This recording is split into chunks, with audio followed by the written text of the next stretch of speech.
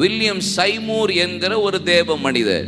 அவருடைய வாழ்க்கை ஆச்சரியமானது. ஏறக்குறைய 14 வருஷம் ஆண்டவர் சமூகத்தில் ஜெபித்து கொண்டே இருந்தார். 1 வருஷம் 2 வருஷம் இல்ல, 14 நீண்ட ஆண்டு காலம் தனி அறையில் உட்கார்ந்து போராடி ஜெபித்து கொண்டே இருந்தவர். ஒற்றைக்கண் போதகர் என்பது அவருடைய பெயர். வில்லியம் சைமூர். அப்பா ஆப்பிரிக்கா, அம்மா அமெரிக்கா. இந்த 2 கொலாபரேஷன்ல பிறந்தவர் தான் வில்லியம் சைமூர். ஒற்றைக்கண் போதகராய் இருந்தவர். இந்த தேவ மனிதருடைய ஜெபம், அவர் ஏற்கனவே இவான் ராபர்ட்சனுடைய எழுப்புதலின் தாக்கத்தை அடைந்தவர் தான். அதுல ஜெபிச்சுக்கிட்டே இருந்தவர். எப்போ எப்போ எப்போ எங்க தேசம்.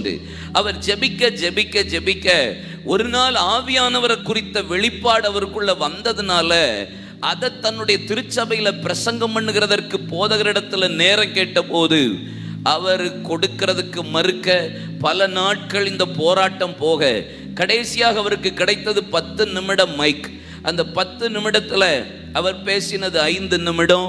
ஆவியானவர் ஊற்றப்பட்டார், தேவ வல்லமை வெளிப்பட்டது.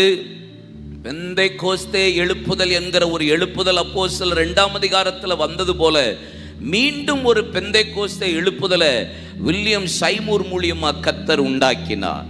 இந்த தேவ மனிதர் அதற்கு பின்பாக ஒரு பெரிய பில்டிங், அந்த வீட்டில் ஃபயர் ஆக்சிடென்ட் நடந்திருந்தது. யாருமே அதை வாடகைக்கு பிடிக்கல. இவர் போய் கேட்டபோது உடனே கொடுத்தார்கள்.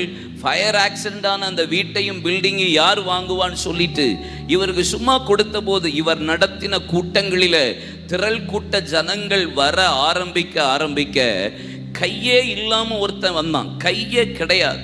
கையே இல்லாம உள்ள வந்து நின்ன போது வில்லியம் சைமூர் அந்த மனுஷனை பார்த்து சொன்னார், ஸ்ட்ரெச் forth your hand, உன் கையை நீட்டு என்று சொன்ன உடனே அவனுக்கு கை இல்லை, நீட்டு அப்படின்னு சொன்ன போது இவன் கையை நீட்ட கை வளர்ந்தது.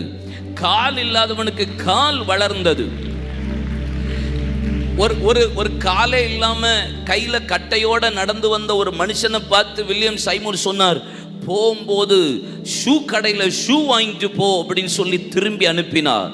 இவனுக்கு இல்ல, என்னடா நம்ம காலே இல்லை, கால் இல்லாத என்ன ஷூ வாங்க சொல்றாருன்னு அவன் வீட்டுக்கு ஜெபம் முடிந்து திரும்பி போனா கட்டை கையில இருக்கு, ஆனா நடக்கிற ஃபீலிங் அவனுக்கு வந்தது.